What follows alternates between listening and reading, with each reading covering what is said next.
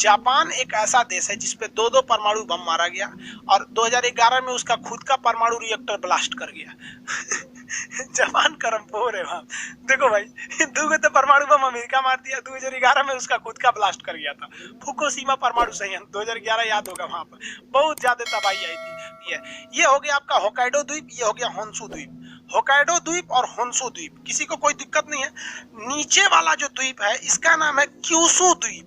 क्या नाम है इसका? क्यूशु द्वीप। इसी के पास आपका नागासाकी है। कहां पर है? नागासाकी। और यहाँ पे शिक्युकु द्वीप के पास यहाँ पर है आपका हिरोशिमा। तो नीचे में नागासाकी और हिरोशिमा है। क्या है? नागासाकी और हिरोशिमा। नागासाकी और हिरोशिमा पर बम गिराया गया था। क्या गिराया गया? बम गिराया गया। देखिए ध्यान से आगे। 6 अगस्त 1945, 6 अगस्त 1945 को कहाँ गिराया गया? हिरोशिमा में। नाम क्या था? Little boy. नाम क्या था? Little boy. बना किसका था? यूरेनियम का। हर चीज पूछता है, याद रखना भाई। लिटिल। उसके बाद 9 अगस्त को गिरा दिया गया। 9 अगस्त को गिराया गया कहाँ पर? नागासाकी में।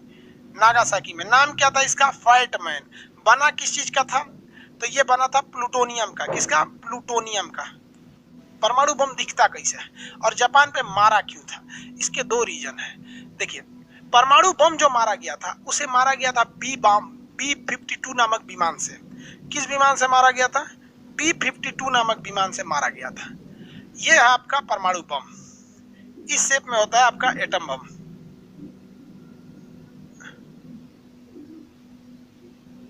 यह है। लेकिन मारा जिस जहाज से गया था उस जहाज का नाम था B-52। आज भी ये जहाज अवेलेबल है दुनिया में। B-52 जहाज है। ये आज भी बम गिराता है। वियतनाम में यही B-52 ने बम गिराया था। ये दो विमान बड़ी खतरनाक है। देखिए,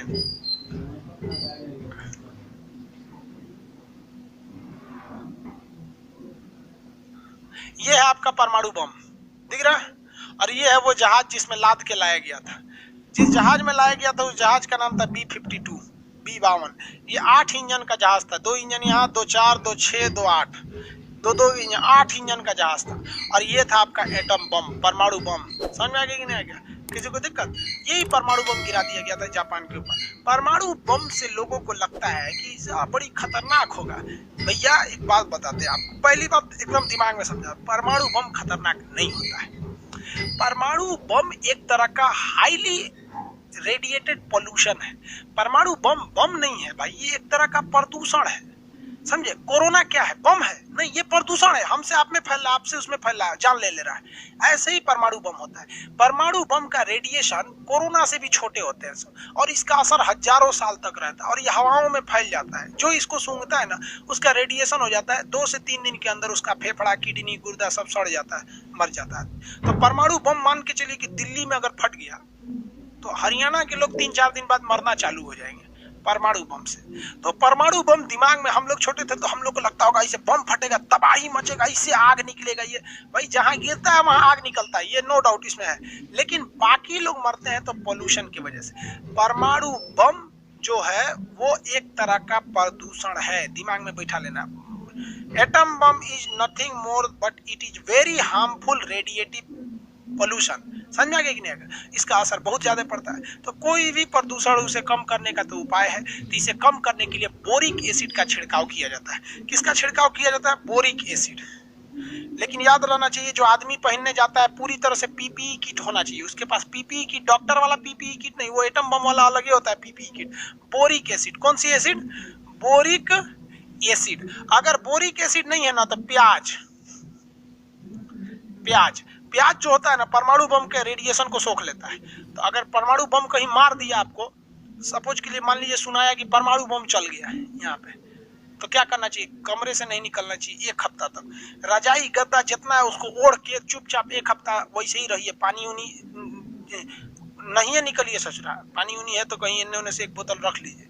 1 हफ्ता तक वहीं रहिए। प्याज व्याज है ना तो कूच काच के अगल बगल में रख लीजिए वहां पर, क्योंकि वो हवा में फैल चुका, आपको दिखेगा नहीं। आप सूंघेंगे तो नॉर्मल रहेंगे, 1 हफ्ता बाद पूरा गल जाएगा, गलने लगेगा फेफड़ा उपड़ा। यहाँ पर परमाणु बम से प्रदूषित एक आदमी का दिया था नहीं, फेफड़ा इधर छेद हो गया था पीठिया में। यहाँ वो एक तरह का प्रदूषण है, समझ आए? इसलिए लोगों की जान जाती है। अमेरिका ने मार दिया यहाँ पे। काहे मारा? तो सोच रहा जापानो खचरा था। जापान का खचरा था, तो देखिए जापान ने जाके परमाणु बम मार दिया, सॉरी जापान गया ना तो अमेरिका के ऊपर बम हमला गिरा कर दिया। आप कहेंगे कि सर अमेरिका यहाँ है, जापान यहाँ है, इसे ऐसे जाके काहे हमला किया और ये ऐसे जाके काहे हमला किया? तो भैया ऐसे हमला नहीं हुआ है। रियलिटी में ये दोनों देश बहुत करीब हैं। आप देखिए ध्यान से, कमेंट इतना करता है सब ना, समझे में नहीं आता, पढ़ने आया है कि कमेंट करने आया है। दिमाग कौन दिन खिसियाएगा तो कमेंट बंद कर देंगे। देख बबुआ, पृथ्वी जो है ना वो गोल है। पृथ्वी क्या है? गोल। तो अभी देखिए यहाँ ध्यान से, ये जापान दिख रहा है, ये हमारा इंडिया दिख रहा है कि नहीं दिख रहा है? यहाँ अरे यहाँ इंडिया दिख रहा है, ये चाइना है, और ये देखिए ये अमेरिका है। अमेरिका है, समझ आएगी नहीं? तो पृथ्वी को आप गोल है, इसको दो जगह से काटे हैं, तो जहां से काटेंगे वो जगह दूर हो जाएगा। तो हम लोग जनरली प्रशांत महासागर से काट देते हैं, इसलिए अमेरिका एक और आ जाता है, जापान दूसरी हो जाता है। इसलिए दोनों में दोनों लगते हैं दूर है, बस दोनों बहुत करीब है। इंडिया से जापान से अमेरिका जाना है तो ऐसे जाते हैं लोग, यहाँ पर बीच में इंडिया का कोई काम ही नहीं है। देखिए ना, जापान से अमेरिका जाना है तो ऐसे चल जाइए, अमेरिका से आना तो ऐसे आइए। बीच में एक आइलैंड था जिसका नाम था हवाई द्वीप। क्या नाम है? हवाई द्वीप। इसकी राजधानी है होनोलुलु। राजधानी क्या है? होनोलुलु। हवाई द्वीप था। हवाई द्वीप पर अमेरिका ने बहुत बड़ा नौसेना का अड्डा बनाया था।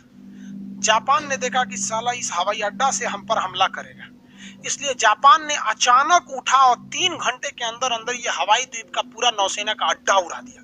यहाँ बाल बच्चा, मुर्गा मुर्गी सबकी जान ले लिया। अमेरिका के 200 लड़ाकू जहाजों को वहीं मार के गिरा दिया। पानी वाले 80 जहाज मार के गिरा दिए। भारतीय नौसेना के पास 80 गो जहाज है। सोचिए उस समय 1945 में जब हम लोग गुलाम थे ना, 1942 में, तो ये मार के गिरा दिया वहां पर। हम लोग के पास आज भी 80 गो जहाज है, लड़ाकू जहाज है, पानी वाली। समझ में आया कि नहीं? 200 जहाज उड़ने वाली मार के गिरा दिया। 2-3 हजार के आसपास आदमी मार के गिरा दिया। अमेरिका पूछा, रे साला छोटा हमको काहे मारा रे? तो जापान कहा कि देख भाई, तुमको मारना मजबूरी था। तो अमेरिका कहा कि क्या मजबूरी था? कहा कि तुम इतना तेजी से डेवलप कर रहा था कि हम तुमको डेवलप करते तो हम तुम्हारे बराबरी थे। तुमसे आगे निकलने का एक रास्ता हम निकाले कि हम थोड़ी रफ्तार से चलेंगे और तुमको खींच देंगे पीछे, तो हम लोग बहुत आगे निकले। तो हम आगे निकल गए। तो अमेरिका कहा कि तुमको इसकी कीमत चुकानी पड़ेगी। जापान ने कहा कि तुम्हें कीमत चुकानी पड़ेगी, सोच समझ के हमला किए हैं, कीमत चुकानी पड़ेगी। तब तक अमेरिका के वैज्ञानिकों ने बना लिया परमाणु बम। दुनिया में किसी को परमाणु बम का पता नहीं था। जापान ने कहा क्या कर लोगे सर, बम में चलाओगे, तोपे गोला चलाओगे? ये सोच रहा परमाणु बम चला, खोज कर लिया। और परमाणु बम जब खोजा तो ये तो पहले से बिखियाइल था। बिखियाने का मतलब समझते हैं? Suddenly high level of angriness is known as बिखिया जाना। देहात के भाषा में बोलते बिखिया गया, मतलब समझिए अचानक उसको बिख आ गया। बिखिया के अमेरिका गया ना, धाए धाए मारा परमाणु बम दुद्दू को। कहा कि अमेरिका तुम सरेंडर, जापान तुम सरेंडर कर, ना तो तीसरका टोक्यो में मारेंगे। तो जापान ने सरेंडर कर दिया, कहा कि हम ना लड़बो। जापान ने उसी समय कहा कि भाई साहब युद्ध से कोनो फायदा नहीं होता है। तो जापान ने कहा कि हम अपनी सेना ही नहीं रखेंगे, अगर कोई देश हमारी सुरक्षा की गारंटी ले। तो अमेरिका कहा ठीक है ठीक है ठीक है, हम तुम्हारी रक्षा करेंगे, जब तक दुनिया है हम तुम्हारी रक्षा करेंगे, तुम सेना मत रखना। जानते हैं अमेरिका क्यों कहा? क्योंकि इसकी रक्षा करने के लिए यहाँ अमेरिका की सेना रखनी पड़ेगी। और उस समय चल रहा था शीत युद्ध, द्वितीय विश्व युद्ध के बाद शीत युद्ध, कोल्ड वार।